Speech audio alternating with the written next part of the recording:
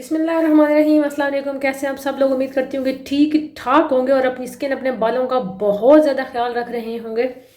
और शादियों का सीज़न है तो बहुत ज़्यादा रिक्वेस्ट ये आ रही थी कि कोई ऐसी अफोर्डेबल बेसिस बताएं जो कि हम आराम से करके जा सकें, हमारी बेस ख़राब भी ना हो। सर्दियाँ हैं, बेस क्रैक बहुत जल्दी हो जाती है, बहुत जल्दी बेस ख़राब हो जाती है, बेस फट जाती है।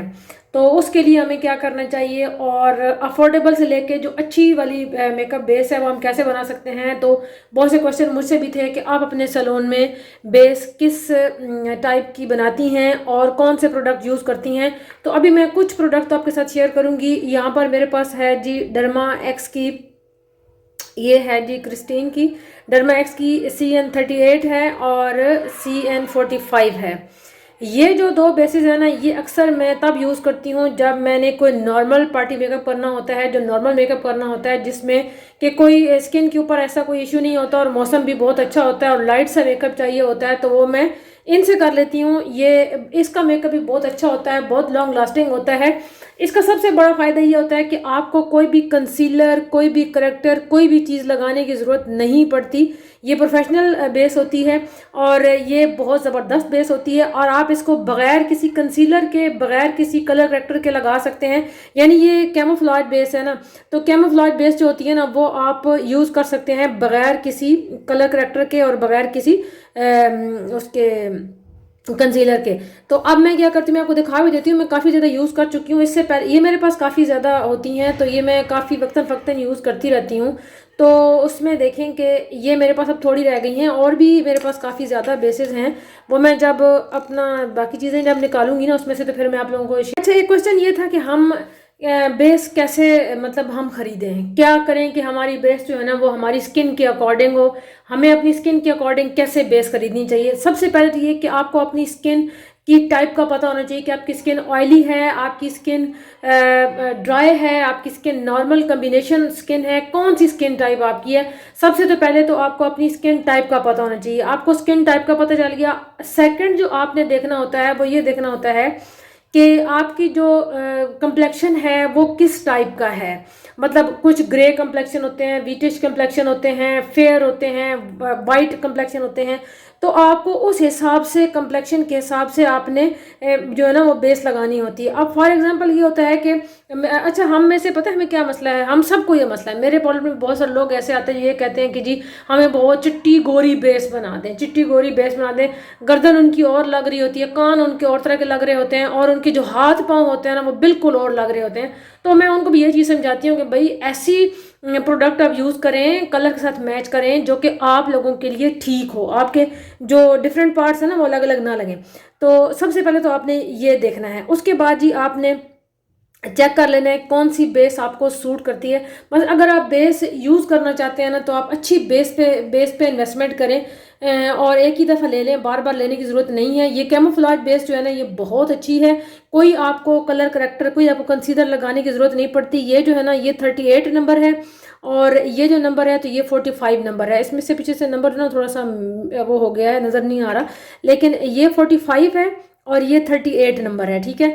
अब मैं क्या करती हूँ कि जब मैंने जो जो हमारा इस किस्म का कम्प्लेक्शन होता है ना जो थोड़ा सा वीटिश टाइप में होता है, तो उसके लिए मैं कोई और मुझे कलर करेक्टर की ज़रूरत नहीं पड़ती। मैं सबसे पहले क्या करती हूँ, कोई मॉइस्चराइज़र उठाती हूँ। मेरे पास कोई भी जो मॉइस्चराइज़र होता है वो लेती हूँ। अभी की जो बेस है ना ये मैं बता रही हूँ आप लोगों को ड्राई स्किन वालों के लिए। ये देखें, आपने कोई से भी मॉइस्चराइज़र अप्लाई किया अपनी स्किन के ऊपर, आपने अच्छी तरह से स्किन को मॉइस्चराइज करना है। पहले आप लोगों ने अपना मुंह धो लेना है। मुंह धोने के बाद आपने, ये लाइट का कोई इशू हो रहा था, पता नहीं लाइट को क्या हो गया। हालांकि इतनी अच्छी, मैंने जहाँ वीडियो बनाती हूँ मैंने वहाँ पर लाइट बड़ी अच्छी लगवाई हुई है, लेकिन पता नहीं फिर भी मसला हो जाता है। अच्छा, ये हमने स्किन को मॉइस्चराइज कर लिया। स्किन को मॉइस्चराइज होना बहुत ज़रूरी है, सर्दियों में भी और गर्मियों में भी। अच्छा, अब उसके बाद मैं क्या करती हूँ कि उसके बाद जो मैं नॉर्मल बता रही हूँ ये पार्टी मेकअप या उसके लिए बेस नहीं है, ये नॉर्मल आपके लिए बेस है जो कि आप घर पर आराम से बना सकते हैं, अपने कैजुअल बेस जो होते हैं। उसके बाद हम कोई भी, हमारे पास जो भी होता है प्राइमर, वो हम लगा लेते हैं, चाहे हम एलिमिनेटिंग लगाएं, चाहे हम जो है ना वो सिलिकॉन बेस्ड प्राइमर लगाएं। तो हमारे पास प्राइमर होते हैं, हम ये लगा लेते हैं। इसके अंदर से तो कुछ खास निकल ही नहीं रहा। अच्छा, प्राइमर हमने लगा लिया। हम प्राइमर लगाने के बाद हमने तकरीबन 1-2 मिनट के लिए अपनी स्किन को छोड़ देना होता है, ठीक है। स्किन को छोड़ दिया आपने, जब हमारी स्किन सेट हो जाती है तो आप चाहें तो उसके ऊपर आप सन ब्लॉक लगाएं, चाहे तो ना लगाएं। मैं तो लाजमी लगाती हूँ क्योंकि मुझे सन ब्लॉक लगाना इसलिए पसंद है क्योंकि बाहर जाना होता है ना फिर, तो वो ज़रा सेफ रहता है। अच्छा, उसके बाद अब ये देखें, मैं आपको कैमोफ्लेज का दिखा रही थी कि ये आप कैमोफ्लेज का देखें कि ये कितनी अच्छी कवरेज करेगी। ये देखें, अब ये मैंने इस तरह की लाइंस लगा दी हैं। और बेस सेट करने का एक तरीकाकार होता है कि आप लोगों ने बेस कैसे लगानी है। बेस कभी ड्रैग कर करके नहीं लगाई जाती, बल्कि बेस हमेशा थपथपा कर लगाई जाती है। और जितनी बेहतरीन बेस आपकी फिंगर टिप से बनती है ना, किसी भी स्पंज से, किसी भी ब्रश से नहीं बनती, जितनी अच्छी बेस आप अपनी बना सकते हैं फिंगर टिप से। ये देखें, ये बेस मैं वो बता रही हूँ आपको जो कि आपका अगर कंप्लेक्शन व्हीटिश है, मतलब अगर आपकी स्किन टोन जो है वो ग्रे स्किन टोन में है। ये देखें, आप सिर्फ और सिर्फ इसकी कवरेज देखें। अभी मैंने सिर्फ इस पर 38 नंबर अप्लाई किया है कैमोफ्लेज का, क्रिस्टीन का।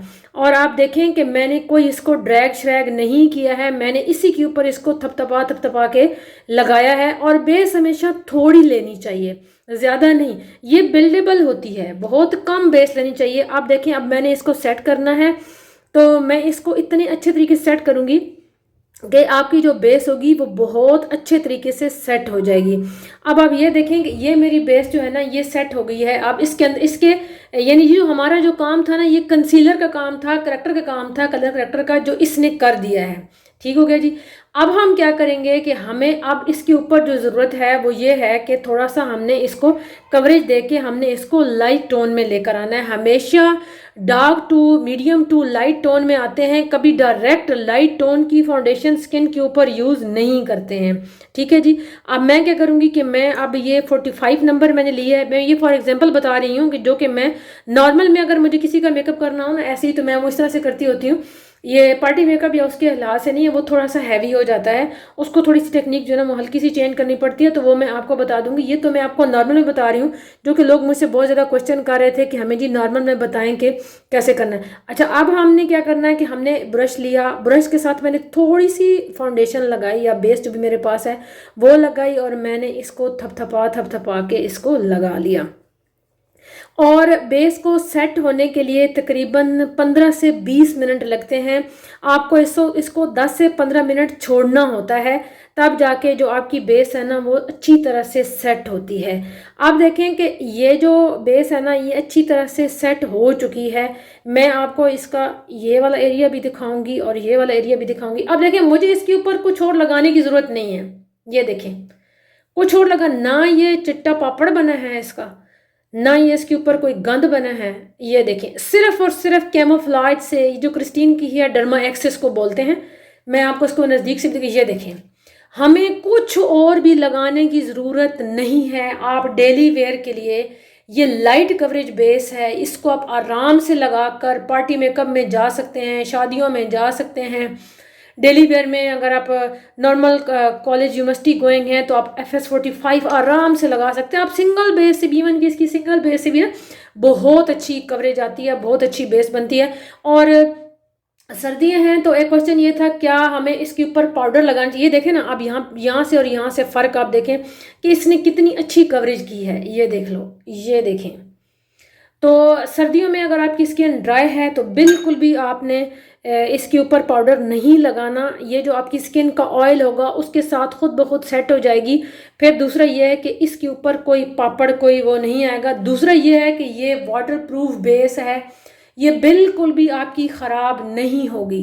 8 से 10 घंटे तक ये बेस जो है ना वो आपकी रहेगी। ये बिल्कुल भी बेस आपकी ख़राब नहीं होगी। तो यहाँ तक आपको समझ में आ गई। आपने बस ये बेस इस तरह से बना लेनी है। बहुत से लोग ये कहते हैं ना कि हम लोग जब फाउंडेशन लगाते हैं, लिक्विड फाउंडेशन हम जब लगाते हैं तो वो हमारी लॉन्ग लास्टिंग नहीं रहती है, बहुत जल्दी ख़त्म हो जाती है। दूसरा ये है कि उसके ऊपर ना मतलब स्किन जो है ना वो नीचे से वैसी निकलनी शुरू हो जाती है जैसे हमारी नॉर्मल अपनी स्किन होती है। तो जो मेकअप है ना वो ख़राब हो जाता है, मेकअप लॉन्ग लास्टिंग नहीं रहता। ये देखिए जी, इससे आपका मेकअप पक्का पक्का लॉन्ग लास्टिंग रहेगा। बहुत अच्छी बेस है और इतनी महंगी भी नहीं है। मैं आपको इसकी प्राइस भी बता दूंगी, क्योंकि जो क्रैलॉन है ना वो तो इस वक्त बहुत महंगी हो चुकी है, बहुत ही महंगी हो चुकी है। तकरीबन 4500 से 5000 इस एक की प्राइस है। क्रैलॉन की मैं बात कर रही हूँ।